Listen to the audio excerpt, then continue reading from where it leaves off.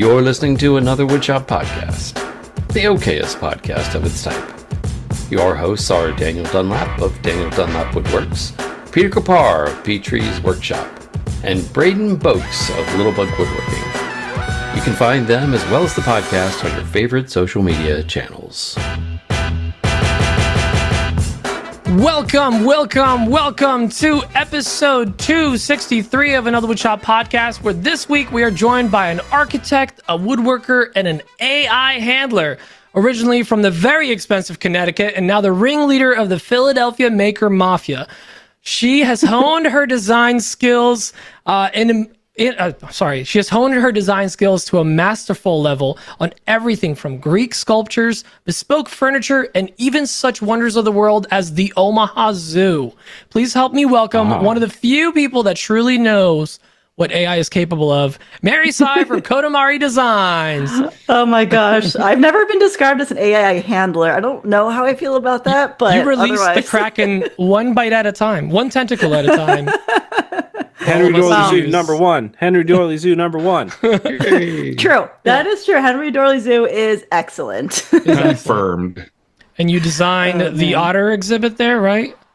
Honestly, I don't remember which one I designed. I did a few of them, and I definitely did one of the entrances. Imagine being such a big deal that you don't remember which part of the Henry Dorley Zoo you designed. Just, I don't know, something in there. Number one zoo in the world. Wow. Yeah, I think it was like a small monkey one at least, because I remember doing trails, and then definitely like the children's area for sure. Well, the zoo is a children's area. Something that we would never forget ourselves is, Dan. You would never forget me? Thank you. I appreciate that. I've worked a long time to make it to where you guys will never forget. Oh, right. Our patrons. There he is. We don't forget about those folks either. But sadly, sometimes people forget about us because we didn't get any new patrons last week. So now I'm just sad. That's awful. Braden, take over. I need to cry. I am not ready for this, so I'm just going to tell you guys about my life story. By the way, we Jared don't want Laguma that. is going to be really mad because he called in just to pimp the Patreon. And maybe that very sad. Maybe it's Jared's fault. Maybe we played Jared. Well, speaking of Jared, he's a VIP patron. Let's talk about all the other VIP patrons for a moment, shall we? I'm bringing up a list like I have it in front of my face, but that's not accurate. It's on my screen. Tim Barnes from Earthworm Jim Woodworks, Greg from G&M Design Co., Scott Crabtree over at Crabtree Creative, Dominic, the Crafty Sloth, Sean Renshaw from Native Woodworking, Nick over at NSM Woodcraft, Chris Lamoureux from Homefront Woodworks, Duffy Woodcraft is the mayor, Alex Duffy, Greg Bennett over at Windy Acres Works, Greg D'Ambrosio over at GTD Woodworks, Damon from BWG Woodworking, Jeremy Clayball from JC Rustic Customs. He recently started a new page, and I'm trying to remember what it is. The best electrician in all of Nebraska is Alex Adams. No. I don't know if that's the flex you think it is, Alex. John Herbolsheimer over at Living Lath Woodworks, Saint Nick NV Woodshop, Jared LaPuma over at LL Builds, Tyler Booth at Temecula Yard Games, Henry Lutens from Manfreda Wood, Justin Frazier from Fraser Canyon Woodworks, Sarah with Rosie's Woodshop, El Jefe over at Maker's Way, Victor Aragama at Whim Designs, the one and only Nick to rule them all is Mr. Nick Brim Woodworking. My precious Nick is also Max and Liz Reed from Reed Design Co. Bill Burkle over at WTB Woodworking, Malcolm at Bossa Nova Workshop, Crafted with Machines and Love is Patrick Gensel, Ed Mancini at Mancini Woodworking, Chris at Chris Will Make, Willow Creek Lumber is our buddy Scott Shirk, at Justin Bailey at Campfire Woodworks, and rounding them out, bringing up the caboose, John Grubb over at Grubb Makes. A rock. A rock in a pile of foam. Our true Rock of Gibraltar. I'm wearing my Maker's Way shirt today. The shirt. Available only for me because I'm not selling this. He said I could use the photo off his shirt website for the shirt, so I made. So you just screen grab the shirt and use the shirt as a. Yeah, what would you guys have done? Anyways, can I get a picture of you wearing that shirt for reasons? This bit is going to be great. I know. So Mary Tsai is here with us. Oh wait, no, we didn't do like half of this. Sorry, I feel we got to do other things. Why? I'm like why jumping is ahead every single week like the first time we've done? I don't this? know. I'm all distracted. Brayden, do your what part do we now. do every month around here? Well, every single month, Daniel has gone ahead and wrangled us into giving something away to our like patrons. to give back. He made a promise we have to keep. Yeah, he wrote a check that we have to make sure doesn't bounce. So starting in January, we started giving away stuff to our patrons, and we are now in the year's month of our Lord, August, and we are about to give away a T-Fence Micro Mag Adjuster from Canyon Fire Tools. Boom. Nailed it because I wrote it all down so I couldn't mess it up. We've talked about this a lot. It's a micro adjuster for your table saw fence so that you don't have to do the tap, tap, tap shit, overshot it. Tap, tap, tap. Dang it. I went too far the other way. Now you can micro adjust with this thing. Tap, tap, taparoo. Little tap, tap, taparoo. Go to your home. All you have to do if you want to get entered, sign up for any of our paid patron levels. You will get one additional entry for every level up. So if you hit VIP, you get 4 entries just for loving us tenderly. If you don't love us and you want to see Dan cry, but you still want to get entered in to win, right now you can do one of two things. You can also go to arethechairs.included.com, which will take you to our St. Jude's page. Every $5 that you donate to St. Jude's will get you an additional entry. I just saw that Mike Suter sold a whole bunch of like his gravel bicyclist stuff. Like he makes those what do they Gravel call race plaques? bib plaques where you put the paper plaques. on it. He sold a bunch. He knocked us out of number 2. Dang it, The Bobby. Makers for St. Jude ranking of who hates childhood cancer most, and we need to get back there. So go donate there, or if you want to go, you can also check out the show notes, and you can donate to our dear friend Pat Lapp's legal aid fund right now. Every $5 that you donate gets you another entry. The only catch with that one is you have to take a screenshot and you have to DM it to somebody here because we have Not Mary. no access to that info. So you got to prove it. Can I donate to Afghanistanis with AIDS? You Yes, can. yeah, it Nobody's just won't stopping you. Count towards winning anything. Nobody got the joke. You sons of bitches. Listen, I think that next month we're probably going to have to start a fun run for the cure. Thank you. This is like a Seinfeld joke. Nobody here gets it. Sorry, bud. The Office. I know. Parks and Rec, baby. Parts Anyway. It's gonna be great. So anyway, that's it. You can win some stuff. I need new podcast mates. I'm going to throw that out there into the universe. I'll tell you in what. a market. if you want to go and you want to like announce your free agent status, Dan, go ahead. But I feel like emotionally it's going to hurt you more. It's going to hurt us. I do require it to be a fake press conference, fake flashes and everything, microphones, all that. If you ever leave the podcast, that has to be like written into a contract. Like fake, Listen. like athletic. Like we did the best we could. We played as hard Putting as we on could. different hats. Listen, But I'm just here so I don't get fined.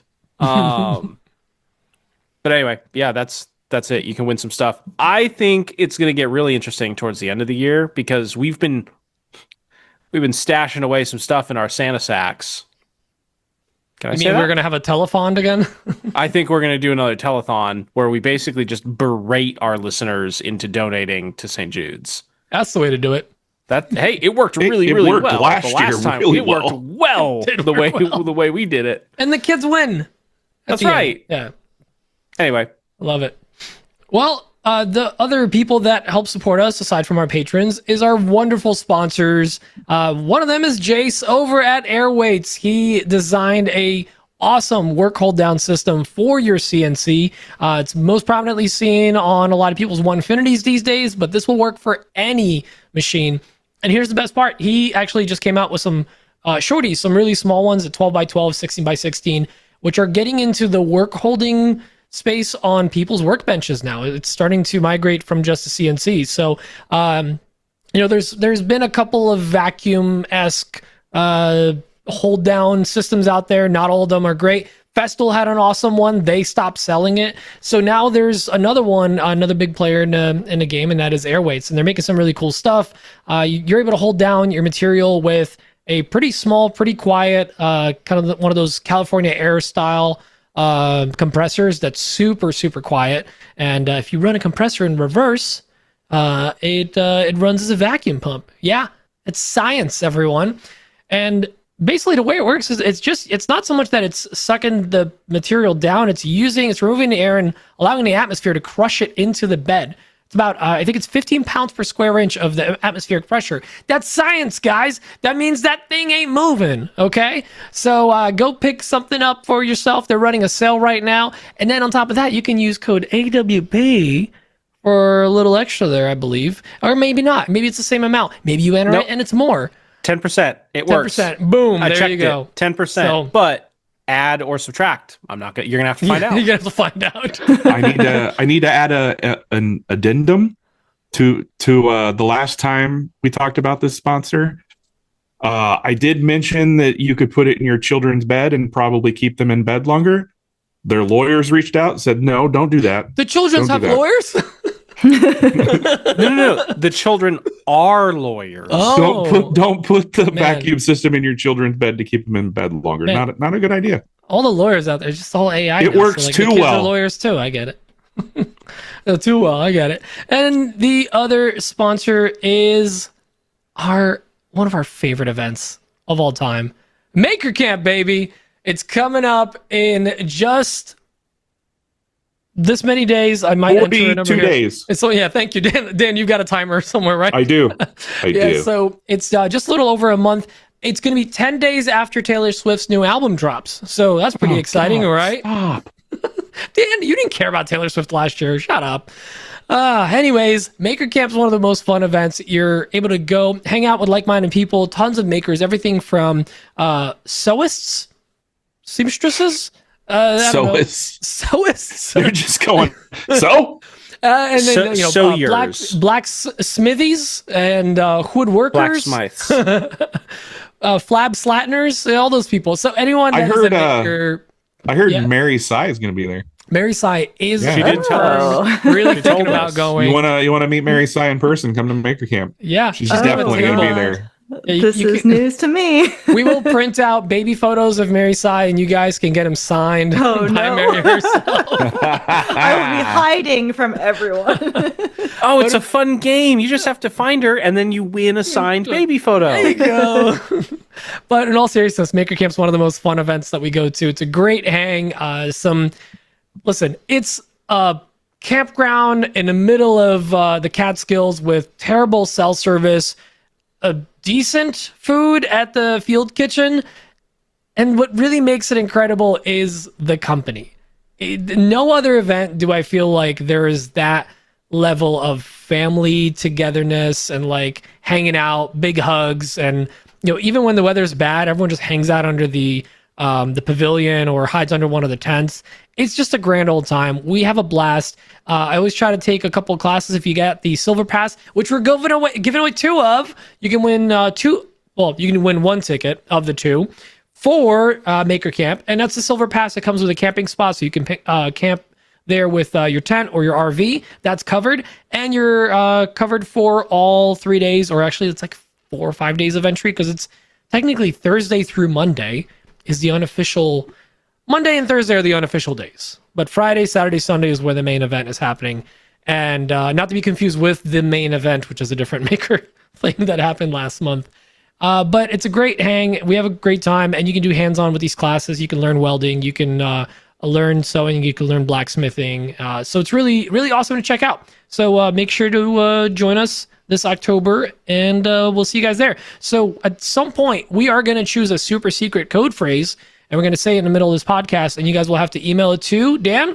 awpgiveaway@gmail.com. Boom. And just like that, you will be entered to win one of 2 tickets. And we did the same thing last week, and we're going to do it again next week, and then we're going to choose our winner. So if you want to win, make sure to enter. So with that, I'm finally done with all that stuff. I am very excited to have one of my favorite people here. Mary, you have made your way into my heart. I met you through Keith. I started following you. I've lived with you for a week in Austin. That's true. And I got a glimpse into your creative brain during that time. Ooh, welcome to the nightmare episode. That it's a lot of Cheshire cats and craziness, but it really just gave me such an insight of how truly brilliant you are with design, and I hope we can pass some of that on to our listeners. So for those of our listeners that don't know who you are or might not be as familiar with you, can you please give us a quick little elevator pitch? Who the heck do you think you are? Yeah. Wow, that was so nice. Thanks for having me on. I am a designer and furniture maker. Basically, I started out as an architect, so a lot of my inspiration comes from architecture these days. But Do you know the world-renowned architect Art Vandelay by chance? Oh yeah, Are you familiar? We're good friends, yeah. I heard he got out of exports. Yes, yeah, he that's just true. did Just, imports. just imports. Imports. That is true, yes. But I decided that world was not for me. Architecture, that is, not import export.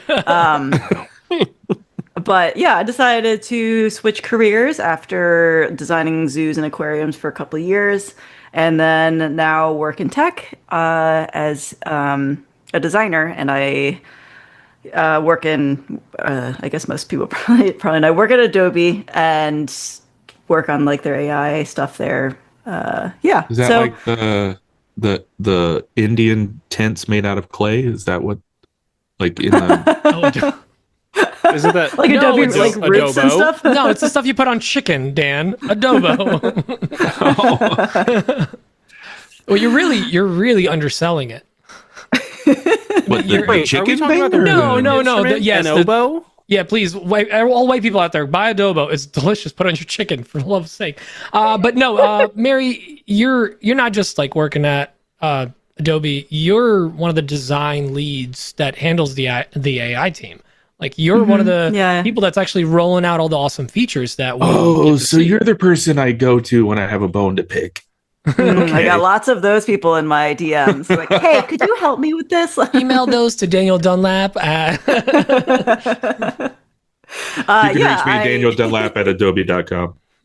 Okay. No, Oh God, that's like actually our email. Oh, shocking! Oh no, I nailed it. Fair. Yeah, I am the design lead for the AI features that for specifically the video and audio products. So Premiere Pro, After Effects, Audition, yeah, and there's other stuff coming out too. But it's a interesting job. I meet with people who are much smarter than me. They're all like PhD and researchers. They are the people who are developing the tech, and they're all these data scientists. And they're like, look at all the stuff we can do. And me and my product partners and engineering partners, they're like, yeah, that's great. Like, let's absolutely do this. Or like, this should never see the light of day. Or, you know, we figure out like what's actually useful. Well, ironically, in the pre-show, I made the joke that we're running this through software that bleeps automatically, and I use my bleep button, and then you just cursed out loud, and then you go, "Oh, that's so crazy," because we're working on that. That came out or something. I'm like, "Oh Yeah. God, that's actually a thing." Got him. Yeah, I'm very gullible in general, just like extremely gullible. I will believe anything anyone ever tells me, She which thinks is not this is a great. podcast. I'm taking notes. Yes. Okay. But it's been, it's been a crazy couple of years, I guess, because I was hired for this role at Adobe as an AI designer before any of this like insane generative stuff came out, and the like job prompt was like, it's super chill, low key, gonna be like one feature maybe a year, like slow pace, and then suddenly like my world just like went. We gotta do everything now. Yeah, exactly. We've got Control Z figured out. We need somebody to really focus in on Control V. It sounds like you have a boss that's like, hey, I have an idea. Hear me out. What if we go viral? All right. I want you to just go viral. I think that's going to be great. It's my idea. Okay. Yep, basically. Yeah. Thanks, Tom. I'll get right on that. Hard-hitting question. How has the news of Taylor Swift getting engaged affected morale at Adobe? Well, there goes at least a couple of our listeners. And one of your hosts. Wait, am I picking up that, Dan, you're a Taylor Swift fan? I am so sick of the Taylor you're Swift sick stuff. Okay. I live with two hardcore Swifties. Oh, Okay. I see. Gotcha. Dan, okay, that is a lot to handle. Dan is also a Swiftie. He just binge ate it, like he ate the entire tub of ice cream, and now he's just dealing with the tummy ache. So he's fine. That is inaccurate. I'm still bitter that Dan was able to get tickets to the Eras tour, and I'm still trying to figure out how to were? buy them. What? And Didn't I got my wasn't it wife and twice? daughter two different two cities. concerts. Yeah. Oh my God. Did you have to Yeah, tear out like a new mortgage? Like they're so No, but I got them floor seats at the Kansas City wow. tour For, like, for cost. face value. Yeah. Oh, face value. that's very impressive. He got a sketchy text, And then I tried to it was get them. real. I tried to get them to sell them on eBay, and they wouldn't do it. And I'm like, "Do you realize I could buy a new truck?" So We'll Wow, name the that's truck impressive. Taylor. that might be where my bitterness comes from. Just Actually, saying. that's great. You could have named the truck Taylor. That would have sold him. Oh, I would have yeah. too for that. I would have done that. And every time you drove fast, you could have called it Swift mode. Swift- Oh, I like that. Wow. Dad Wow. drives in Swift mode all the time. Speaking of Swift So- mode, so you Let's actually, talk about Mary. yeah, Now with Taylor Swift. when you got into architecture, you actually ended up living abroad and doing some like pretty crazy, serious, like hands-on architecture work. Can you talk about that a little bit? Yeah. So I lived in Turkey for a little bit. Got some email being like, "Hey, who wants to come to Turkey and like live on an ancient Greek city?" I was like, Ancient burial okay. ground. Like, I mean, these seem kind of cool. I don't have anything lined up because it was 2013 and the job market was really bad. So it's like, all right, I'll do it. And I went and lived on an archaeological excavation site with some professors from Oxford and a bunch of other folks. You're like Laura So- Croft / Indiana Jones. Well, I wasn't fighting off people, although I do have some great stories from there that probably shouldn't tell. You're still building up the experience. Do you think Indiana Jones was shooting a gun his whole career? No, it's like the had last a 20 whip. years. Okay, Yeah, yeah, it's still to come. Yeah. Yeah, Oh, but whip. it was a insane experience, like nothing I've ever experienced in my life. First off, it was 2013, so like internet was a thing, but not much of a thing. So like no Wi-Fi, no cell reception.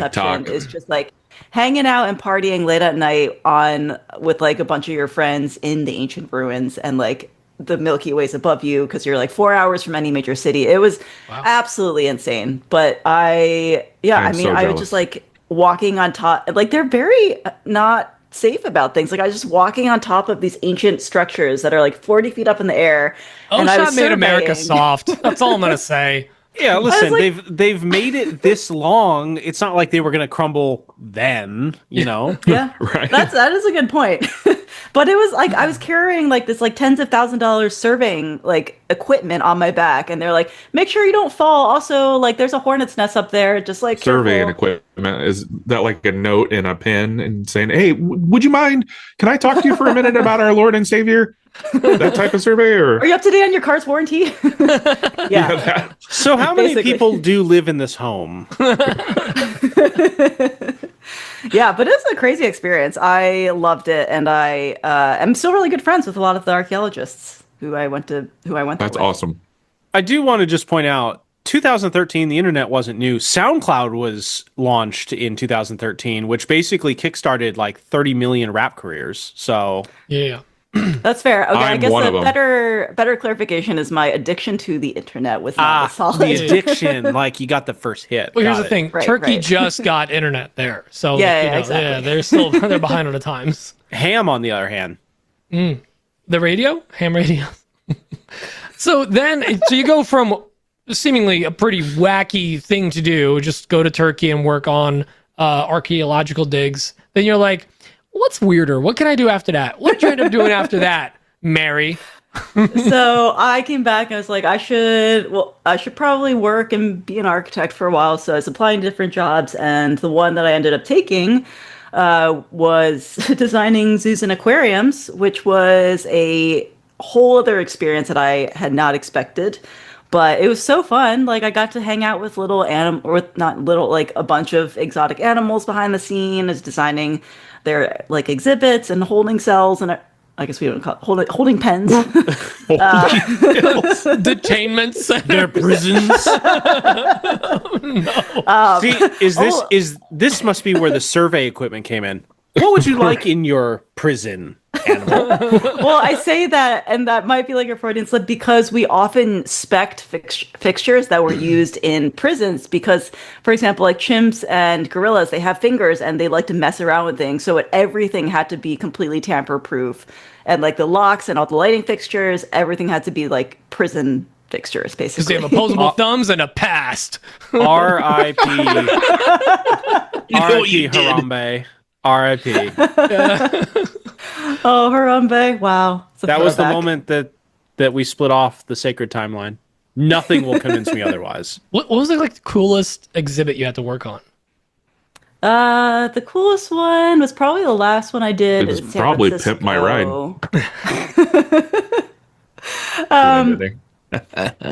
It was probably the one in San Francisco that was like the chimp and orangutan one that was like trails. They're like these circular pipe trails essentially that would go above your head, like 20 feet above your head, so the animals could actually go around the entire zoo and kind of look at you down below. And there's a similar one in Philadelphia where there's like a tiger crossing, and the tigers just like love to perch up there and like stare at the children and be like, Dream. Oh, you mean their snacks?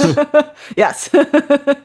Basically. If only. So what you're saying is that your favorite exhibit / prison to design was not at the Henry Dorley Zoo, the zoo in Omaha, ranked #1 zoo in the world. No, it's just doing a ferret Multiple years back to ferret back. tube cage somewhere. For other animals. Henry Dorley, I will say Henry Dorley was the best zoo we worked with by far, because they really invested all their money into the animal welfare, where some other zoos there's do a not. lot of animals on welfare over there. It's just Food stamps. They're lining up. Well, yeah, the tiger exhibits, the kids get stamps to go in, and then it's food stamps. Technically, it's stamped food. oh man. Are animal crackers stamped food? They're kind of food stamps. No, usually they're just named stuff like Ryan. Oh no. All right. Well, so you start working for this company, working on zoos, and then Architecting zoos. and then your whole bio is basically, what can I do that's more complicated? It's one-upping yourself. One-upping. Yeah, it's one-upping yourself Then you're every like, single time. Why don't I go back to school? Let's go. Yep. So then you went for a bachelor's, right? What was that in? So Not a bachelor's, a master's. You got a bachelor's in architecture, right? Yeah. And then a master's in... So I got a master's in design, which is like the most vague possible term ever. Business management. Yeah. You could have said it Crazy. what is it? What's the cop-out bachelor's degree? It was like communications or whatever, right? Yeah. To anyone that has communications degree, I'm sorry, I didn't mean to call you out, but not a real degree. Ow. It's the Wonder Bread of degrees. That's what it is. Oh, I'm sorry to all my communications friends. I'm gonna Right? make some people mad. It's everybody on the radio. I'm kidding. Oh man, It's like a marketing degree. Yeah, I went to school for master's in like interaction design, I guess, but it was intentionally vague because people could go into different fields of design. But basically, I was like, I've had enough of being an architect because this sucks. And then also wanted to make more money, which architects There don't it do. is. So I Really? was like, how can I make money? And it seems like tech is probably a good way to do that. And it can also sustain my hobbies, which I have many of, which included woodworking. What? So Crazy. Woodworking, Indiana Jonesing. yeah, it's fine. at the same time. But then went to grad school and graduated and went to San Francisco, work in tech.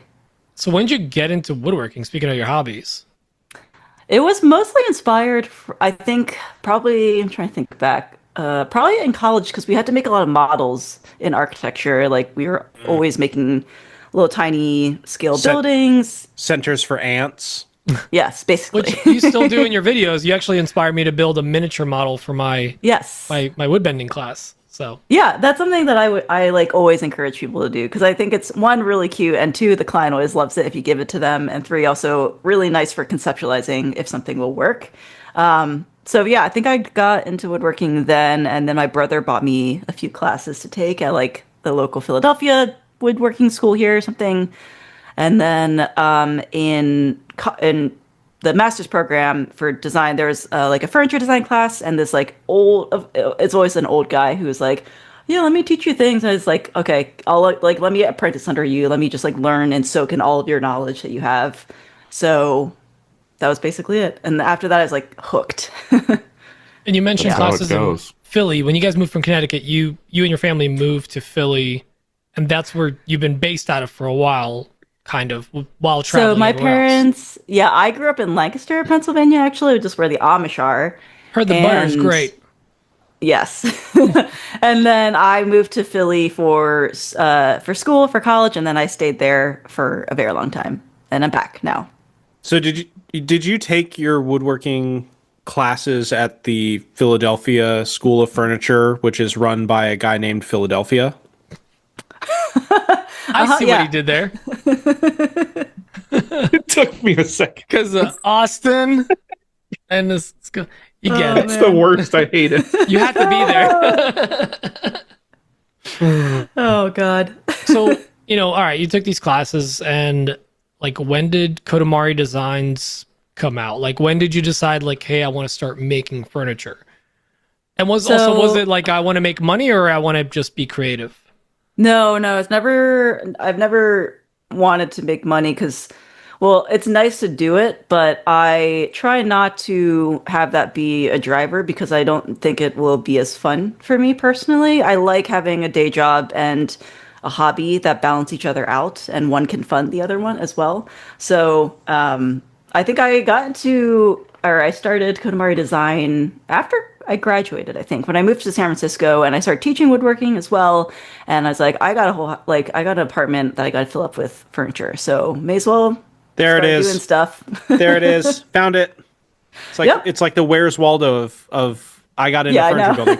I had to get furniture in my house. Yeah, what's your origin story? Which vat of acid did you fall into? It was the I need furniture one. Okay. Was it? Yeah. Were you too broke to buy furniture, or did COVID happen? Which one? Yeah. You want to know one of my first pieces I ever made? I am somewhat ashamed to admit was a river table, but it was with glass.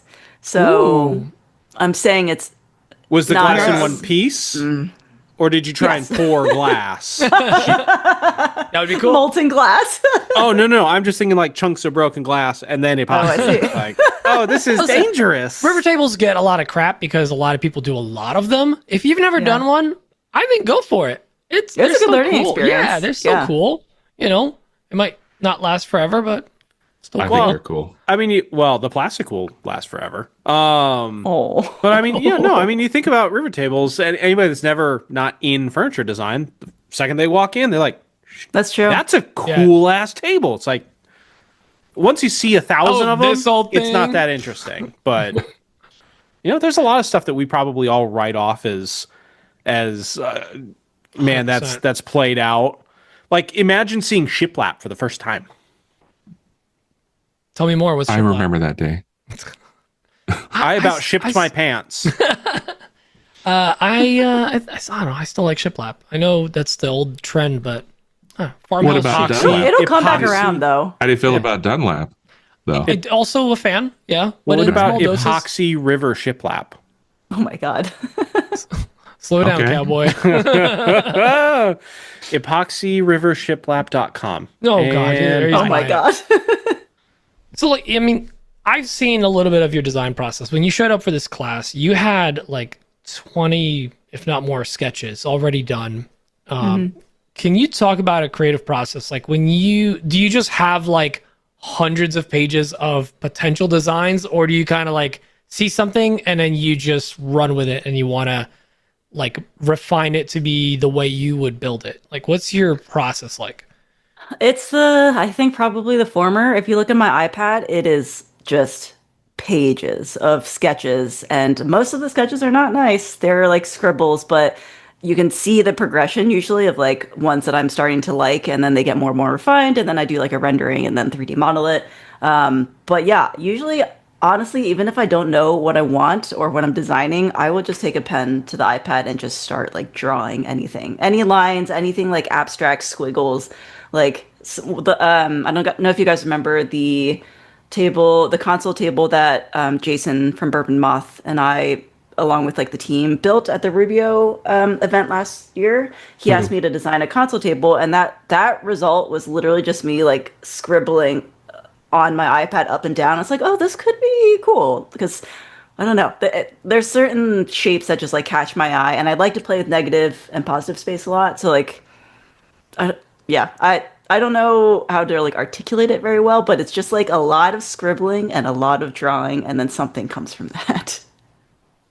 That kind of answers the question I was going to ask is, are you the type of person that has a notebook always on the ready, or obviously like you have an iPad? What is your application of choice, by the way? It's Procreate, which as someone who works at Adobe, I shouldn't say Procreate. I was going to say, are we going to have to bleep something out here? No, it's fine. Procreate's amazing. I really love Procreate. But I do have like a little There's a joke in there somewhere, but I'm not going to say it. Sprinkles. Oh, God. Sprinkles. I'm going to sprinkle in a joke. I lost my train of thought. I don't remember. Yeah, a lot of sketching. I have notebooks in all of my purses and everything. So, yeah.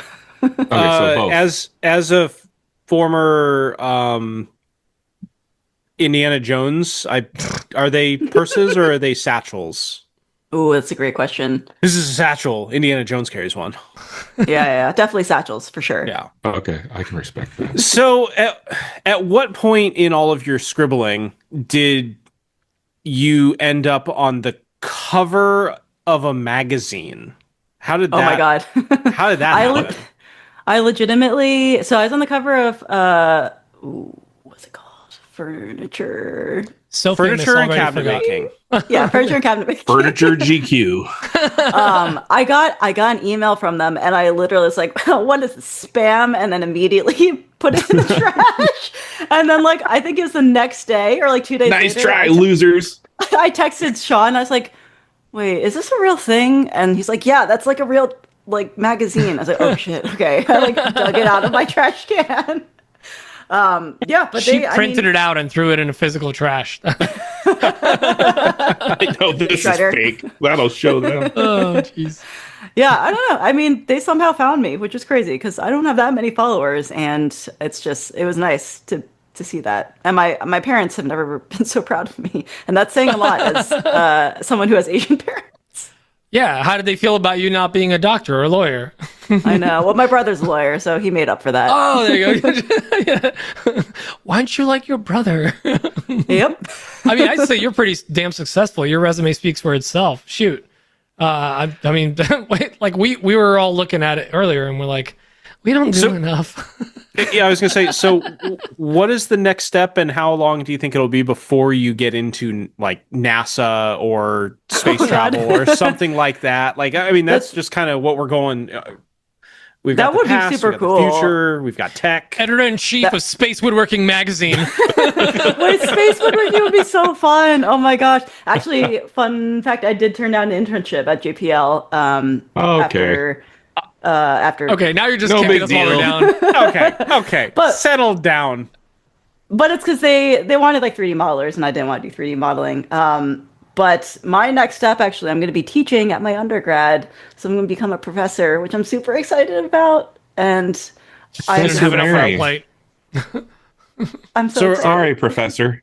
So I was going to say, so are you going to have all of your friends be like, hey, it's Professor? Oh man, I'm imagining like saying that to like Eric, and he's just I didn't go to school for 7 years kill and me. dig up bones in Turkey to not be called doctor. So you're literally like going Indiana Jones route, like you don't even know it. But like the modern version, where like you're also using technology and AI. I am someone who gets bored really easily. So What? How are you still never friends would've with guessed. Keith and Sean? oh, Baron. I just need as many hobbies as possible. I'm sure that you guys are the same. If I have a hobby that I'm really into, I like have to throw myself in as much as possible. Yes, we are definitely the same and just as impressive. Yeah.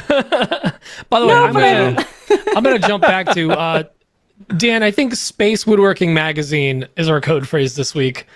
Oh, Because she's clearly yeah, we could do that. She's clearly on track because we're gonna forget. We're having too much fun. We're gonna forget. At the end, we're gonna figure out that we need Professor, we need a console table for the moon. the moon. We have Dark Side of the Moon walnut. Sir, did you know that walnut doesn't move in zero gravity? We should study that. Wow. Yeah, this is a new field. Okay, yeah. So what was the code phrase? Space Woodworking Magazine. Space Woodworking Magazine. Send that to us in an email at awpgiveaway@gmail.com. Get entered for a chance to win one of 2 Maker Camp Silver Pass tickets. God, if I wasn't on like a permanent temporary ban of buying domain names, Permanent temporary. spacewoodworkingmagazine.com would be a really good one. Get ahead of the game. That's Space right. Woodworking Ranger. Or low orbit high furniture. Yeah. I don't know. Low orbit, high end. These high-end are all furniture. amazing. It's so I good. think that there's Lock 'em a all down, YouTube Brandon. channel here. Space. So this is how we Woodworking, use a but it's dado fake stack. zero gravity. Oh my god. Well, all right. So you know you're a designer. You've seen architecture that was thousands of years old. You've seen modern stuff. You've seen stuff that is so cutting edge we haven't even seen yet. You've literally seen it all, and you've seen where form and function might battle. Sometimes something might be pretty but not serve any purpose, and vice versa. Something is so brutalist that it is serving a function over looking pretty completely. How do you balance that in your work? Yeah. Pete and Dan. How do you like balance that in your work? Do you find that your work is a little more functional, or you're trying to balance the two, or you're leaning towards one or the other?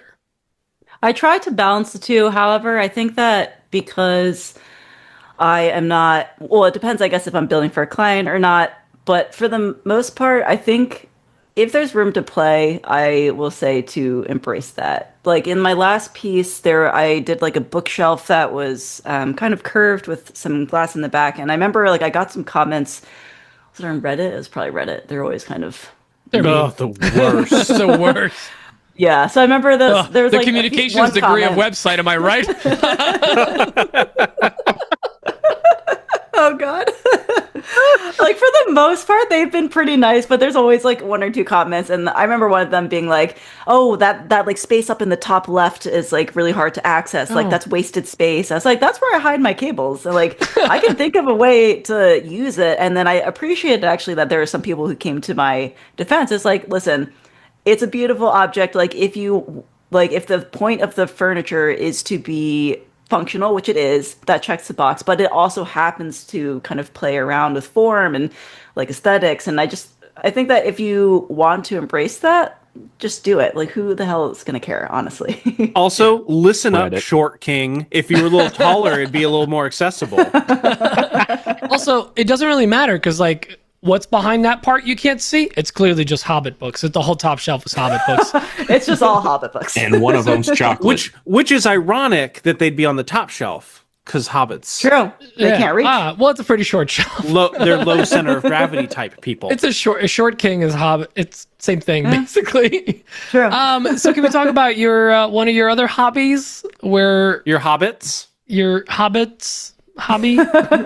Yeah, I've got, oh God, so many hobbies. So I have a habit of when I travel to a new country, I will spend the first day buying a version of The Hobbit by Tolkien in their language, because they all have like different book covers. I especially like ones that are older, so they don't just have like the shitty movie screenshot, I guess.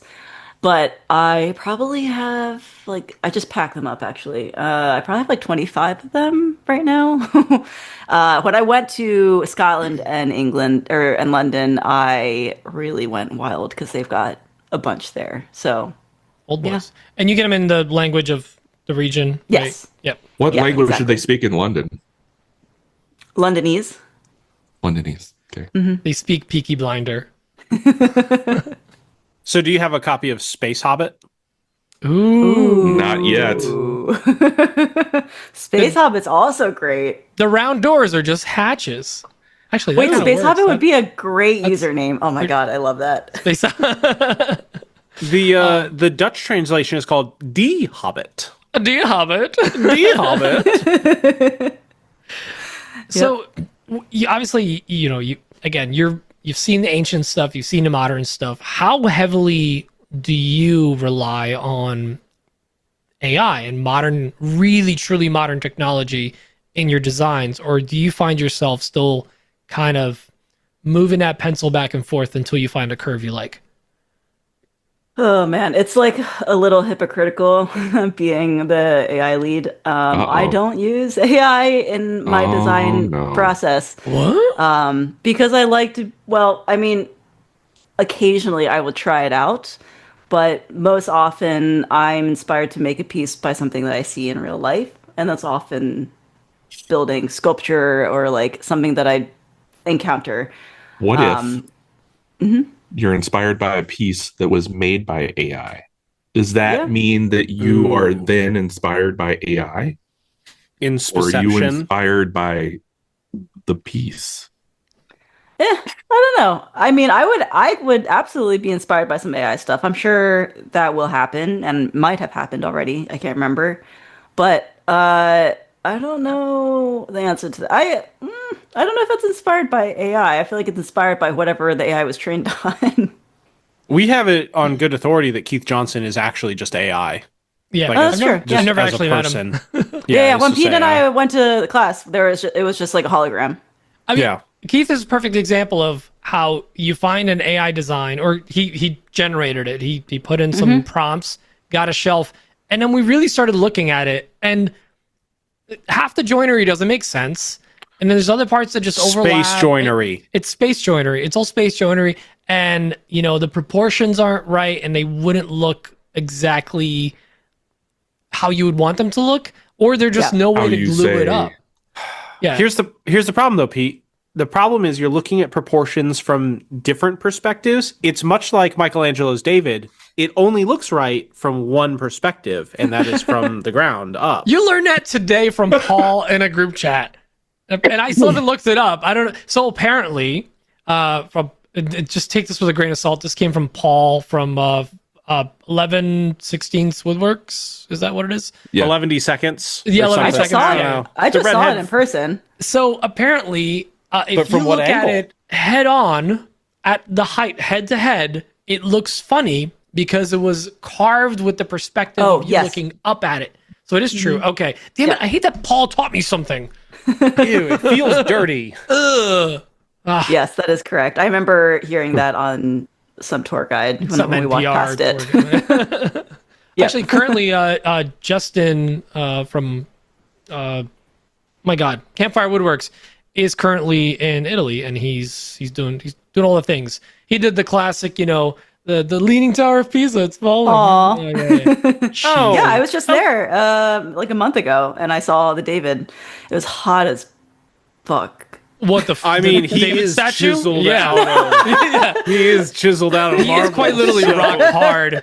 I bet the weather, but sure. Sure. Yeah. Well, wait, that's is it- what we meant. So let me ask you this: is it because we see all these things? Americans are soft, and like Europeans, they just dress different. They can handle the heat. Was there people just walk around in like suits and like Full full clothes tuxedos? while Americans are sweating and asking for water? Because they make us look I bad mean- out there. There were some, but it's like legitimately a problem. I heard that like during the heat wave, there were some people like passing away because of Oh. it. So I feel like they're actually starting to have to deal with. It's the heat. probably it's probably like anybody in like the Pacific Northwest complaining about like 80-degree weather and sun. Yeah. It's just, here in the Midwest, we're built different. We don't know what that's like. I am a little bit of like, I'm like such a baby after living in San Francisco. I'm like, it's above 85. I can't be outside. But now, And, like this week in the evening, it's like 50s. Yeah, it's so nice out now. But We like, do I don't like being in a restaurant and sweating into my food. That's just like very unpleasant. Yes. You said you It's carry extra around salt. pocket hot sauce. What do you mean you don't like sweating into your That's true. food? Let's get on that. Let's get one story straight here instead of filling true. our listeners with lies. I do love hot sauce. I don't like extremely spicy hot sauce. I like just Flavor the hot sauce. baseline. Yeah. But Oh, fun. what's your pocket hot sauce? What is the flavor? Yellowbird. Yellowbird. Yeah, Yellowbird. I think that's a brand. I think it's habanero.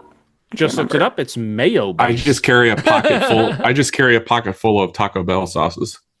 Oh, yellow. Oh, okay. I have not seen this one. I'm going to try it. Okay. Would recommend. It's great. Yeah. I have a hot sauce collection because my wife is from Benin, This West plastic Africa, and so her food has to hurt.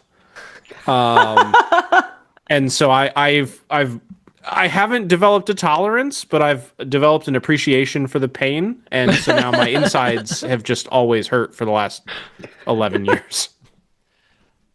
All right. Wow. So I have some questions about your brand, Kodomari. Yeah. Where did the name come from? Is there a meaning behind it? Is it just something? No, liked one day? it's a word I made up. So I was throwing around ideas with a friend of mine, and fun to I really pretend. want. I like the word kodama, which is the soul of a tree in Japanese. Oh. But I was looking up, like, there's like a million people who have this as like their company name. It's like, how do I make this interesting? And then my friend was like, just combine it with your name or something. It's like, oh, Kodomari. And I looked it up. It's not offensive. It doesn't mean anything. That's But- why is that- Suman was saying Mary with an I. Probably, yes. Probably. Is that word kind of like the saw blade in the logo version, but like in Japanese? That might Yes, be it. basically. It's Soul of the Treemery. That's what it is. That's It reminds me. It reminds me of calamari. calamari design. Love calamari too. Love it. Yeah, Great. so there's that. Yeah, so it is a made up word, and Deep there's one other fried person who octopus. has it, but they're in Japan. Or so squid. Now, like, so you said, it's the tree, meshing tree and nature and stuff. Like, what do you think inspires you the most? Do you just get inspiration from random things around the world, or is it like architecture specifically? Is it nature, culture? Like, what is the thing that impacts you the most? Oh, by far architecture. And I'm sure people are tired of hearing me say this, but literally anytime I walk, my phone is filled with like the most obscure details on buildings, which like people are like, why do you have 100 photos of just bricks? Like just like stone and bricks. It's like, that's cool. There's something there. So usually it's just like finding details or like really liking the way, like the curve meets another surface, like the way that it becomes 3D. I don't know. There's just something really interesting there. And I know like sculpture is also a huge thing. I just really like finding inspiration outside of woodworking, I guess. Can we point out the irony that you got tired of being I an know. architect, became a furniture builder, and your number one inspiration is architecture? I know. want us to face While that using irony. pencil and paper to draw it out. I know, it is ironic. I feel like once I'm not actually in it anymore, I develop like a true appreciation I can for it. see This that. is the same Yeah, for yeah, like when yeah. I was younger, I played violin because I'm Asian, obviously. And like I had just like a lot of violin in my life until I was 18, and I was so sick of it because my parents wanted me to play it, and then I stopped. And then immediately, like during COVID, I was like, oh, I should pick it up again. I was like, this is so great, I love it now, but I'm not as good as I used So to that be. was number 2 or 3 that you just disappointed your parents. Yeah, basically. Oh. Oh, many disappointments. Are they proud of you now? I think so. That pause answers That was, it. All that, right, was thank not you. that was not the confidence that we needed for that answer. My parents love to be withholding, let's say that. Well, you just need to go get a doctorate in furniture design or something. That would be sick. I would absolutely Space love furniture that. design. Really furniture. step it up, though. That would be cool. So what would you say, because a lot of our listeners, I think, I think the three of us fit into the category of a lot of our listeners, which is we are just talented enough, but though we can design certain things and we do get inspired by things and we can make certain flowing lines, I don't think we would call any of us designers, any of us artistic, or be able to if you made something, that's a design. Yes, let's save the niceties for another time. Yeah, listeners, I just asterisk. Pete is only speaking for himself. All right, fine. I'll speak for myself. I think in 90 degrees, 45s, like angles, not like this is this exact number. Anytime I can round up or round down, 45.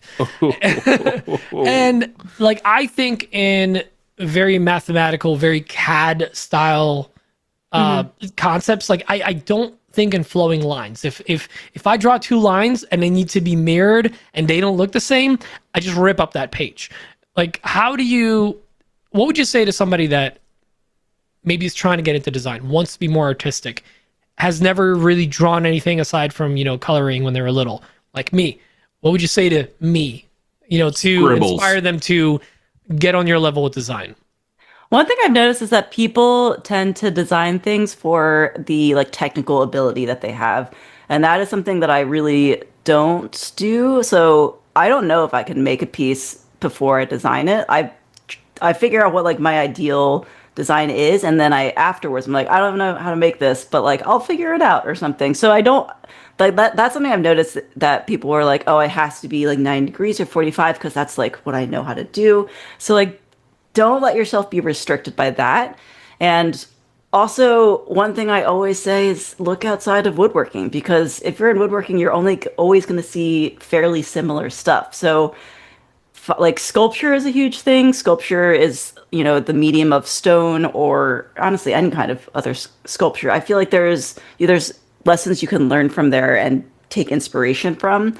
And I just think that there's a lot more to appreciate outside of the world of woodworking. I don't know if that makes sense, but what do you consider beautiful in your eyes, and what's something that you have always taken note of but not really thought about as in a woodworking context? I know there's I'm having a hard time verbalizing it, but there's something about seeing something and registering it as beautiful in your mind, but not realizing that you can apply it to woodworking or design. So yeah. I had no idea that Stone from Onefinity was into sculptures. Fair. Yeah. No, I think that's a really interesting take, and I've been getting really into a couple of other makers that I think kind of are applying that concept. So Hugh from Human Made just made s'mores, but out of wood. Oh, dude, that's so cool. I love the playfulness. It was coasters, yeah, full of s'more coasters.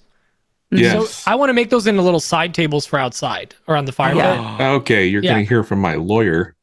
And that's why I really love lawyer. I really love Larissa's playfulness. Larissa Huff, who's a woodworker here in Philadelphia. She is doing a bunch of pieces that are inspired by her childhood nostalgia. And she did a light bright version.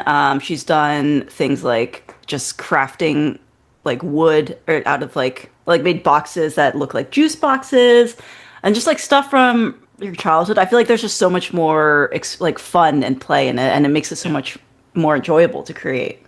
Your job is to do what I say and go get me juice boxes. To make a Capri Sun, that'd be so cool. Yeah. So we kind of breezed over the current space you're in, which is pretty incredible. You share a space with, you're the ringleader of the Philadelphia Maker Mafia. That's true. You, allegedly. And you're in She's the mafia boss. with a bunch of other semi-famous makers that, we may or may not know of, and some that you have, when we talked about it in Austin, you found out there's a glass person that does what are they called again? The stained glass windows, right? Stained glass, yeah. Why not? So talk about the space you're in and how you got into it and all that. Yeah, we're in a building that is basically a bunch of, it used to be an old warehouse, and then it's a lot of artists that are there. So I share a shop with my shopmate Annalise, who is amazing, Annalise King. And above us is Eric, Curtis, Larissa Huff, and Amanda from Sawdust Woman. So there's just a lot of wood shops, honestly. This poor girl next to us, who's directly next to us, she has a photo studio, and another wood shop just moved in across from her. So she's literally surrounded on all sides with wood shops. I was like, I'm sorry, it's going to be loud. Photo, it doesn't capture audio. It's fine. Exactly. Like, I feel so bad for her, but whatever. But yeah, it's a very cool space. I mean, it's like a very rundown building. It's also in like not a nice part of town, but that's why it's cheap. They all are. So is like there a bar right? Go ahead. I was just gonna say. So every makerspace in any city ever. Got it. Yeah. Maker spaces and breweries share the thing about being in a really rough part of town. Always. Yep. Yeah. Are you a rundown building in a corner of town? Cheap real estate. Yeah, exactly. Is there like a Irish bar across the street run by three weirdos? Was there a furniture building? It is fairly close, actually. Oh, there it is. You know what I was talking about? Oh, yeah. Yeah, it's really close. But we're like truly in the unsavory part of town. I will never let my parents be in my shop. Well, good. I mean, good thing you're part of a mafia. So she's the mafia boss. Yeah. Al Capone. Yeah, people pay protection to them. Yeah. You could call her Mary Gotti. Mary, here's our week of curly maple. Gotti designs. Oh my god. Terrible Italian accents. All right, so my last question is, what's a project that's on your bucket list? Like the thing that you wish, your dream commission or build for yourself. Let's say you had some time off or whatever, you can really lean into it. And you can't say space console table, we've already got dibs. And just to not give Sean a heart attack, don't mention White Oak. No, dude. Let's see. So I have so many projects I really want to do. I just don't have the time. But with this new house I just bought, this new old house that I just bought, there's so many projects in it that I really want to do. I think I want to make an armoire, which is kind of ambitious, but I have a design in my mind that I really like. And actually, next I do want to do a mirror, like a floor standing mirror that Pete, you already saw the designs for, because I was debating doing that during the bent lamp class because there's a bent lamp component. How much do you have to sand wood to get it to be reflective? Rubio 300 reflective. Plus. 300 plus. Rubio reflective. Okay. Trademark. Yeah, so I mean, there's just like a lot of projects I want to do. I also want to keep doing like the series that I originally had in mind was furniture based by Philadelphia architecture inspirations. So a lot of Liberty Bell tables. Yeah, it's always sunny in woodworking shop type of vibe. Exactly. Yeah. Liberty Bell has like that crack running in it. You can just fill it out with epoxy. It's fine. So much crack. Gang cuts dovetails. Yeah, like. Boy, that'd be amazing. Showtime. Has anyone ever told you, Pete, that you kind of remind them of Charlie. Okay. yeah, I get that. Thanks for that. I think it's super cool that you have this ambitious armoire kind of idea. Now, I mean, it'd be less ambitious and probably more obtainable if you were, say, on like the cover of a furniture building and cabinet magazine at some point. Let me just clear something up though. Armoire sounds fancy and ambitious because the word is armoire. It's just a cabinet. Yeah, I was gonna literally ask you, like, for those of us that might not know, like Dan, what is an armoire? It's just a wardrobe. Old wooden cabinet. Like people that say like Davenport and like, words like that. I just want to smack them. Because my house was built in 1915. There's no like closets because that was not a thing back then. So I have to build in all of my storage, and I've got a lot of clothes. So I think like a freestanding, like tall cabinet or wardrobe, basically. Which that's what makes me mad. They had clothes back then too. If anything, they were bulkier. And then they were all wearing potato like But they starched them and they could just stand them up in the corner. Good. By the way, I'm a little sad that you may not be, because there's still a small chance that you might be at Austin. No, Texas there's Woodworking. literally zero chance. But she's definitely coming to Maker Camp. When you go to the site, you're literally like one of the first photos you see is you. I know. It's also like one of the most unflattering photos I've ever seen, but it's fine. Boy, we've got a couple of photo reels to show you. If that's the most unflattering. Oh, I thought you meant of like me. It's like you have unflattering photos. I have 3 total reference photos of you so far, and one is as an infant, so. It's also not very flattering either. I did share that one. All right, but that one would be your fault. You sent it. You sent it fully. That's you fair. volunteered it, and it just lives rent free in my brain. That's fair. I've got 2 more quick questions for you. First, well, that's not a quick one. I'm going to just address one of the elephants in the room, and that is you are a woman of Asian descent in the woodworking world. She's a woman? Go. What? You're Asian? What do you like? Do you have to deal with just assholes on the internet, or people being rude or weird, or Gestures like broadly. we've heard all the stories from our How much female mansplaining makers do you have to deal with? Yeah, like how much crap do you deal with, and is it worth Aside it? from this. Yeah, This and is, I'm this sorry. is cheeky fun crap. This is cheeky fun crap. It's been, for the most part, I think that the current community is really good in that aspect. Aside from Reddit? Reddit actually surprisingly has been okay. It's only like 1 or 2 or whatever. Short like on things. YouTube, I think YouTube is where the people feel the most comfortable being dicks. Like there in my last video, there was one guy who was like, "You shouldn't be doing this. You should be in the kitchen and having kids." It's like, what? Damn! Wow, that's just It was so very direct. blatant.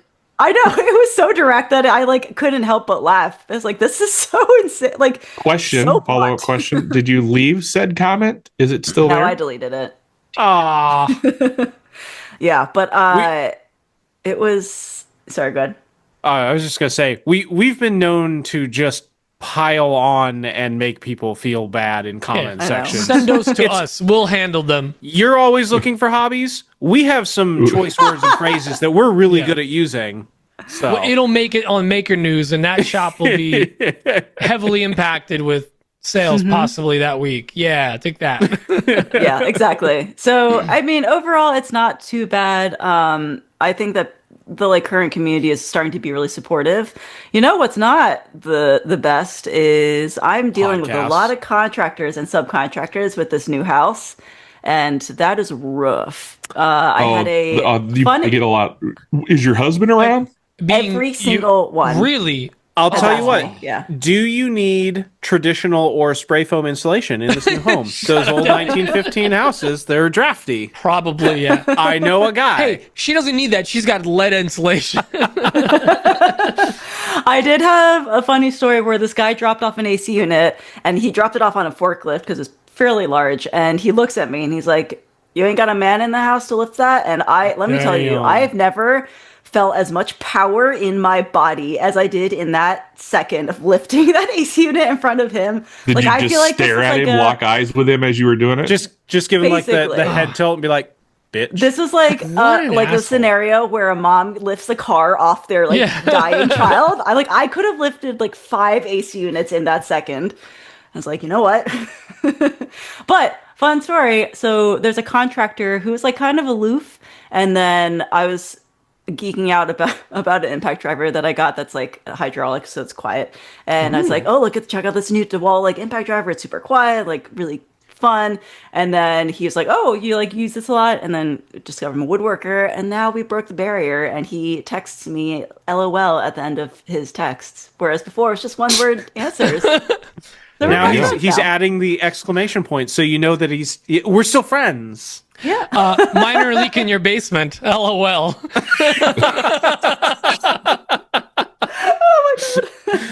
It's Your flooded. foundation is falling in. Your home is destroyed. Raffle. Well, I mean, you're gonna be in the house soon, though. September 15th, you said is the move-in date, right? Yeah, so everything is up to new plumbing in the whole house, which was not expected, but But happened. new plumbing in an old house in Philly. Resale LOL. value. It was expensive. Yeah, but, I know. Probably new for the plumbing- best. For the best, yeah. It the plumber literally poked the cast iron and it just crumbled. Like it was That's not a good. bad sign. That's the last thing And you correct want. me if I'm wrong. Best part about the new house, it is a cat distribution system adjacent. Oh my god. There's cats. I don't know what Right. happened today. So I was at the house this morning meeting some people, and this cat just comes up to me screaming and wants to be pet nonstop. I was like, okay, I don't know, but I'll pet you, whatever. I go in my house, look out the backyard. There's another cat back there. I'm like, what is happening? I am too young to be this cat lady stereotype just yet. This is very upsetting. And I have 2 cats. I can't have more than 2. They know. They know. I know. Wow. There's nothing you can do about it. They Childless cat know. lady. Yeah. Hi, I'm Mary Tsai, and I run the Kodamari Cat Space Sanctuary, where I have ferret tubes for my cats to run in 0G. Ooh. It Yeah, all that's true. comes together. Tiger tubes are basically just larger cat tubes. Larger. That's true. It all ties together at the end. Totally. Just going back to the armoire being a fancy word for cabinet. You also recently built a bibliothèque, which is an armoire or cabinet with shelves designed to be used as a bookcase. Bibliothèque. So That's library in esta. Spanish. apparently it's You just look it up apparently it's fancy bookshelf words. in French. I typed in fancy furniture piece names. Oh, I like that. Okay, all right. La Into ChatGPT? bibliothèque. No, just good old fashioned Google. Google. All right, my last Buffet. question is, I genuinely really enjoyed your new story style in your YouTube videos. Good. I'm glad. When next, please? Look at Pete stealing a question from a listener. Right? Oh, did somebody ask that? I spaced out on it, but Well, Yeah, I'm- I only pushed play on all of them. no, there's they asked some other stuff. Hey, too. Pete, hold on. Mary's trying to talk. Can you please stop interrupting? Typical man. I Listen, I sweetheart. really... Oh god. I miss. This is all a joke. Anybody listeing, this is all a this joke. is where Please you're don't getting- cancel yo. us. Where he said, "Listen, sweetheart," he was talking to me. No, you're daddy. Oh god. What was your question? Oh, love your new YouTube style. Want to see more of it. What's your plan for YouTube? Yeah, I don't know. I came out really ambitious. I was like, oh, I'm gonna do more YouTube videos, and then that one took freaking forever to do. What's that like? So Did you ever I at don't, any point say, I'm going to do a YouTube video a week? Dan? no, definitely not. Oh, I'm sorry. No, that was a question for Dan. Don't ever say that, Mary. Don't ever. I mean, I saw Eric. He did it, and he doesn't do it anymore for a reason. He did Yeah. it, and now he doesn't.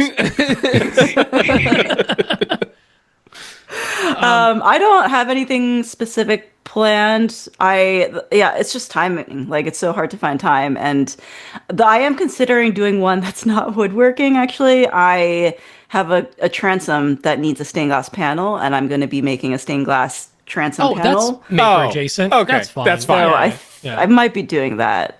Yeah. Yeah. It's not like you're I going to be have- crocheting or something. I have an idea. Next YouTube video. IKEA Pax Closet dupes. Wait, are these dupes of IKEA IKEA? Yes? Or IKEA hacking. That's apparently huge on Hack the Pack? Honestly, I've considered it. I need a room that needs I want to turn it into a walk-in closet. And I'm like, oh god. Listen, I know IKEA gets hate. I just that's all Walk-in my closets. armoire. Ooh, like Narnia. Yeah. Oh, Just room size built in. So much You walk plywood. in through the wardrobe and it becomes Narnia. Oh, That actually would be kind of cool. You That need would be like cool. clothes you never wear just to walk through. Actually, that would be Yeah. really cool. That'd be really cool for the door into Gabby's room. Make it look like you're going into Narnia. It's just like a packed closet. Hey, Dan. I know we've got a lot of stuff to build this weekend, but we're starting a different project, and it's closer Sweet. to where Aretha spends her time. So, Sweet. Ay.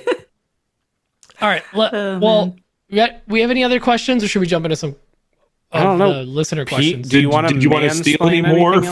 Yeah. Do you want to check out what people ask and ask? This real is quick? the benefits you get of being one of the hosts. You get to steal the good questions from the listeners and then not play them. Ha ha ha ha ha. Thank you. All right, let's jump into some questions. And this one is from Nick from Design is Blank. Hey guys, hey Mary. My name is Nick from Design is Blank. I'm also a UX designer / woodworker / sort of content creator, and I'm curious about the downsides of using AI too early in any creative project. I feel like the risk is that we're eliminating a lot of potential exploration that we would have done otherwise in favor of the efficiencies that we gain. And this sort of dovetails into the discussion that you might have at Adobe when discussing building new features. Is it mostly about efficiency and replacing monotonous tasks, or is it sometimes about elevating the quality of the end result? Like, is there a percentage breakdown? Just curious. Also, second thing, can you talk about the drastic shift in your YouTube styles? I noticed that you didn't talk at all before, and now that you're using voiceover, talking directly to camera, I mean, it's a complete shift in storytelling. I'm curious what brought that on and the pros and cons of doing it that way. Thanks. Bye. So, risk of using AI in design too early. It's a good question. It depends who you're talking to. Like, I feel like since he's a designer, since you're a designer as well, I think that we might have some sort of a pride thing where we want to say, no, I want to come up with like my inspiration and creativity on my own. But I don't think it's a bad thing to use AI early in the process. Like, I think Keith does a really good job of it. Like, he recognizes the power of it. He doesn't consider himself like a naturally really creative person. So he harnesses this as a tool, and then he makes refinements because he's developed his tastes and his standards. So I think that it's perfectly acceptable. It's really just a personal choice. Like, I think I don't default to it because I like the process of coming up with like new things from scratch from my mind, and I like being inspired by specific things. But I wouldn't say no to it, especially since the quality of AI is just like becoming pretty insane. And then let's see, curious about the downsides of using AI too early in any creative project. I mean, becoming reliant on it maybe, but it's not a bad thing, to be honest, if you're okay with that. It's just kind of the standard that to which you hold yourself. Like, I don't think I would want to become reliant on it either, but I'm relying on other things in other ways. So I don't really think there's a downside. You should use what works for you. And if it's making you become a more creative person in general, I would heavily encourage that. Okay, let's see. And then the last one was the podcast. So translation, if you hold yourself to a lower standard, like a common hooer, oh no, use AI. It's fine. I mean, as long as you're a creative thinker and you actually like throw ideas at it and you know what you want at the end, I think it's a great tool. It's when you're like, design me this, and that's fine, and it's live. Like that's like if you just say, design me a wall-to-wall 13-foot wide white oak built-in with LED lighting, and then you just build that thing like that. Lazy. Who would do that? It's crazy. No self-respecting person would do that. But like, how is that any different from Pinterest? Because you're also finding like inspiration. Fiverr. Like, people used to use Fiverr for designs, and now, like, I've always had these ideas in my head, but I've never been able to, like, draw it even in rough form because I suck at drawing. The difference between AI and Fiverr is that's just I. Oh, my God. I use AI to visualize my ideas. Yes, that's a great way to put it, Dan. Yeah. A lot of times I'll do it. I'm a pretty smart guy. And it'll come out with a thing, and I go, that's awful. I don't know how to render stuff. I just need AI to render the idea for me. So I can be like, that does look awful. Yeah, that was a like, bad idea. Huh. It has a very distinct look. Like you can usually tell, and if you always build things in that style, I feel like people are going to know, but I don't know, maybe that's okay. And to answer your question about the Adobe thing, building new features, is it mostly about efficiency and replacing monotonous tasks, or is it sometimes about elevating the quality of the end result? Are you transcribing this? I Like, sent, like- I forwarded her the email I was before we about to recorded. say, like, are you Oh, I was going to say, her memory is so impressed. fantastic. No. Yeah, there were so many questions that I wanted to actually read it. He Yeah, when you actually guys has a walked away, transcript, she's which like, is awesome. "Can you send me that question?" That's technically cheating. So I just want to say, like, my perspective is not. I'm not representing Adobe in any way, but as like the designer who works on the team, it is more about efficiency and replacing monotonous tasks. Like, we want to get rid of like the tedious stuff that you don't really want to do. And personally, I don't think the quality is good enough for a lot of like the pro users who are doing, really high end feature films and documentaries and stuff like that. So I would say it's definitely more about, just replacing the tedium. Okay. YouTube. And then your YouTube channel shift. Right. Would you kind of address that, like When you answered Pete's stolen question. my Yeah, stolen valor? The shift in style was very deliberate. I wanted to become a better video editor and to like fully embrace the process of like storytelling, script writing, storyboarding and like sketching that out. And I really like just the new wave of like YouTube vlogs that a lot of, I guess they're like kind of Gen Z, to be honest. Conversation, a But it's very story. conversational, very like aesthetic, and I'm like a big fan of those.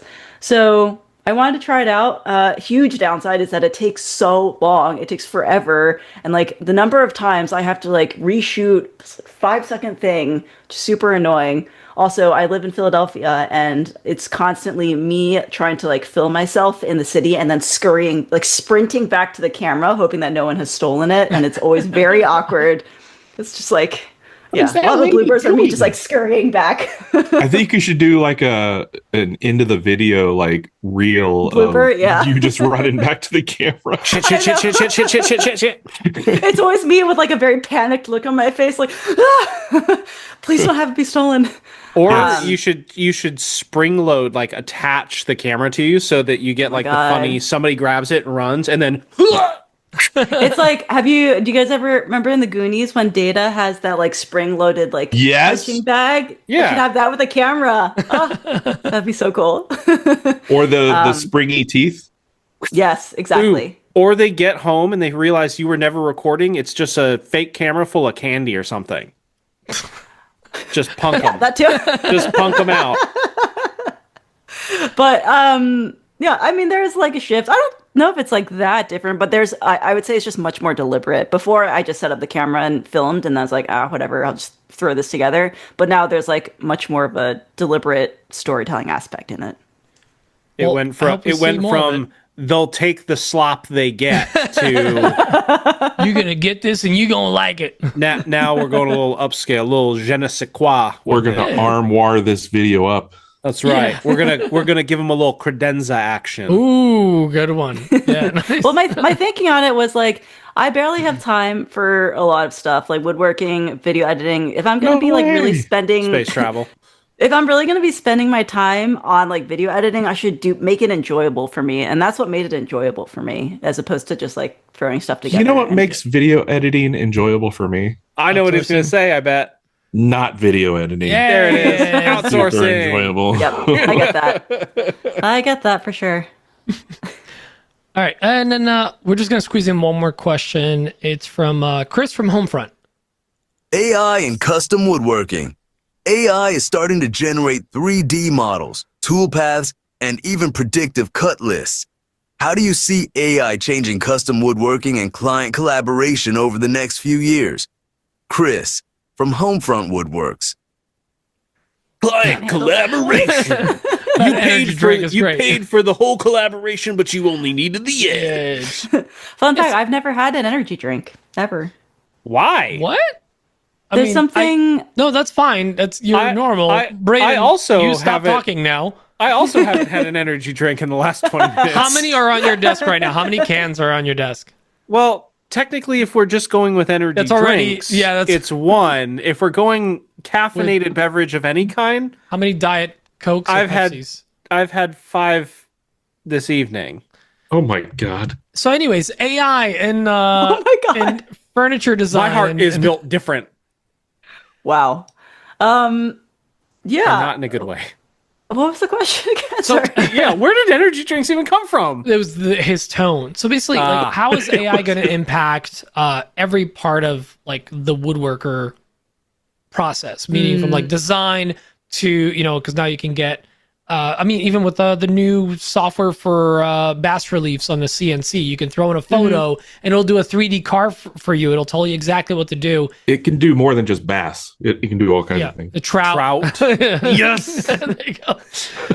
So how do you think, and looking from your perspective, which I think it's a good perspective because you're a lead for the AI team, but like you're very grounded to the pen and paper still. Yeah, I am. So what's your perspective on it? I mean, I think that it's similar to what I said before. Like, it's gonna take away the shit that no one wants to do. That takes a long time. The cursor. So, I mean, like, making plans is not that fun. I feel there's already AI technology that can make plans for you based off of like your piece. I think that it's going to be really integrated. The woodworking world is notoriously not super up to date or fast in terms of embracing technology. Ouch.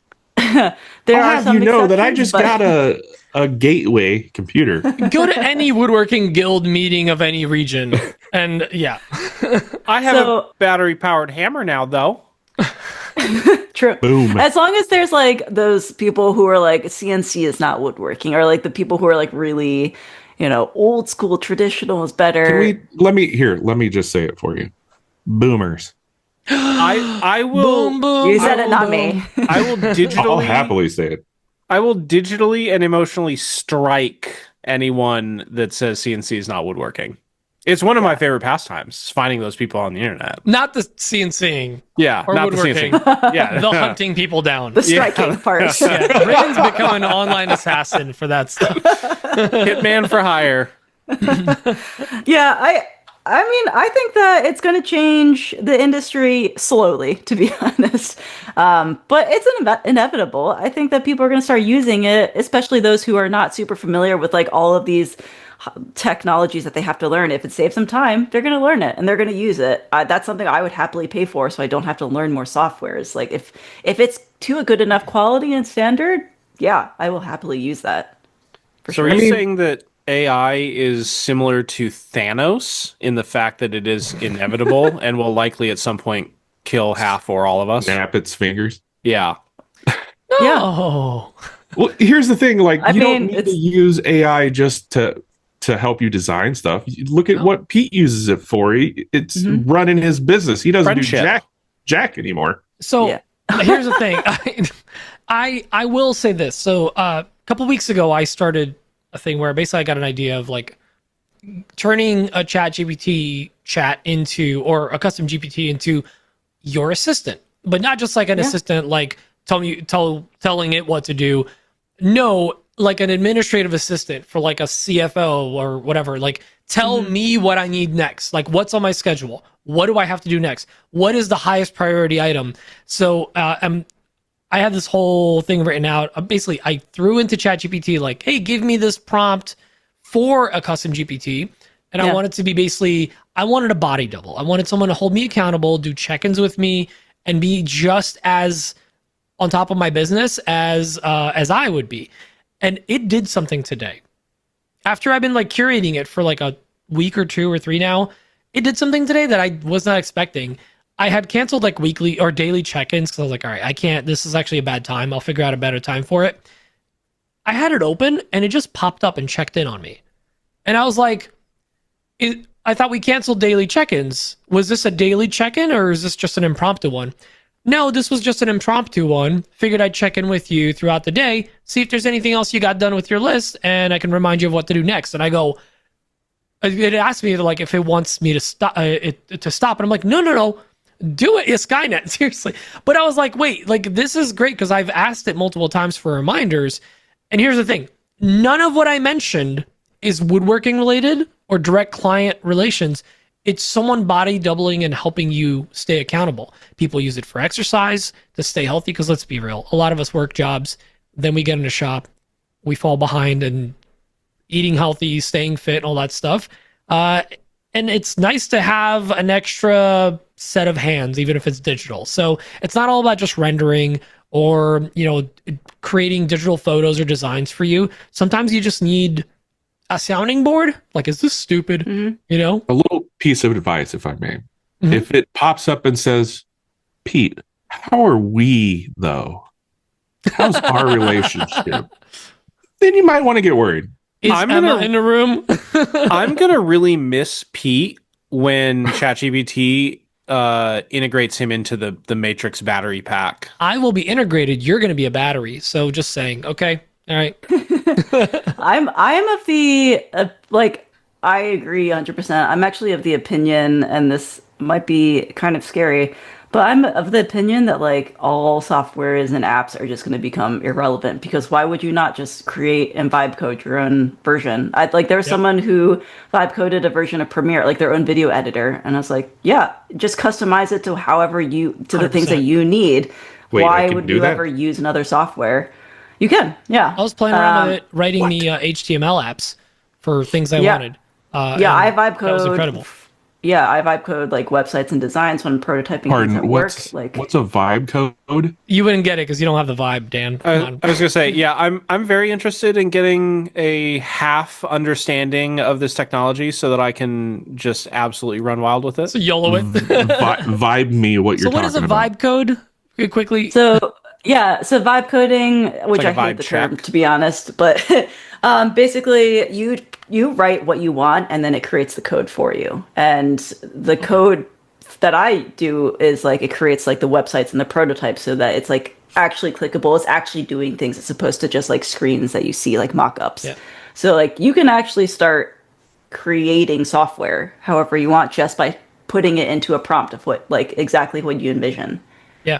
It's pretty cool. If anyone, I will say this, if you have ChatGPT license and you're like, hey, what can this do?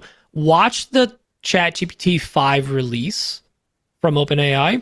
It actually goes into a lot of, that's what inspired me to do all of this, because it goes into a lot of detail of what people are using it for, even with the old versions that I never even thought was possible. It's worth it. And I will shout this out. If you are a paid patron of the podcast, we have a Discord where we talk about everything from just maker news, woodworking, 3D printing, CNC, all that stuff.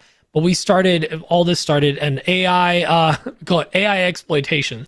And it's how to take your use of AI to the next level, because a lot of us, we're still using training wheels. There's people out there using it on turned up to 11. We're at level 1. I'm using it for memes. Yeah, memes, funny t-shirts and stuff. Kick-ass memes, though. Yeah, of course. But it's still the base level where there's people out there. This is technology that 10 years ago was unheard of. Yeah. The fact that you can create your own assistants and your own softwares just by writing a text prompt, that's insane. Yeah. We actually couldn't get the real Mary. This is the AI one. She's great. It's true.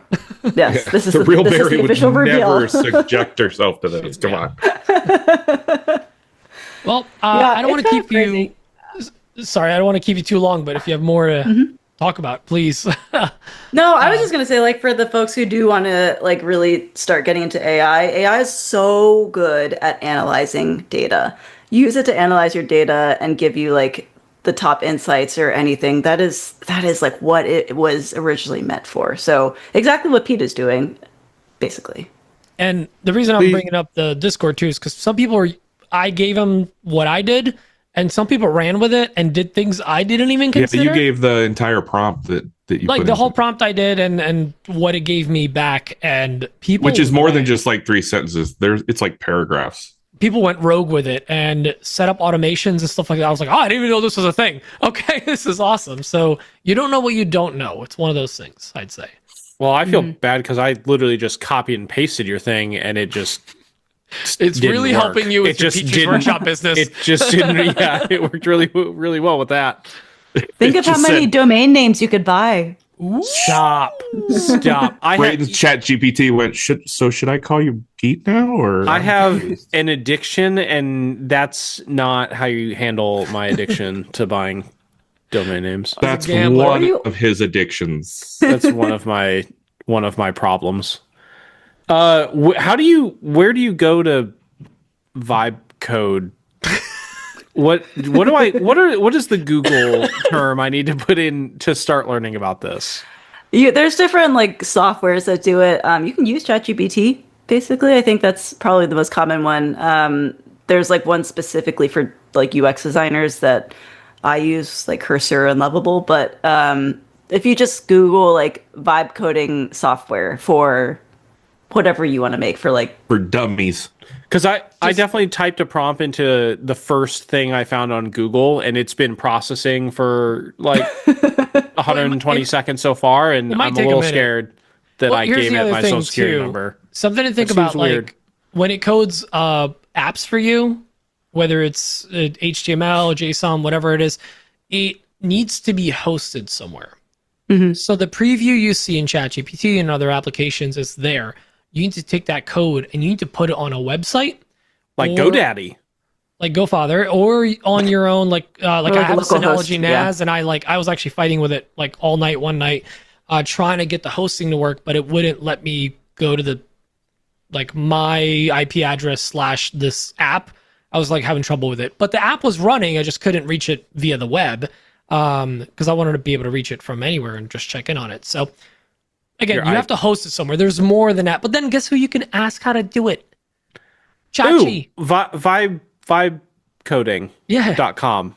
And again, I will say, Brayden, watch that the keynote that they did. A lot of really good info on how people coded web apps.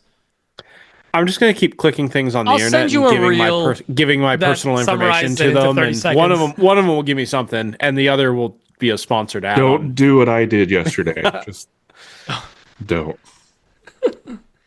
All right. Well, with that, I am gonna wrap it up because Mary, I told you this was gonna happen. We could just keep talking all night. I know, because we're vibe apping. We're vibe coding. We're vibe coding right now, but I don't want to keep you up too late. I know you're you like to sleep in. You need your 7 hours plus, right? Yes, that's correct. The cats are going to wake you up early. I know that. That is correct. So thank you so much for joining us. This was amazing. We finally got you on. We finally know what all the sorry Mary fuss is about. And I honestly still don't. Don't worry about it. Let's ask. Okay.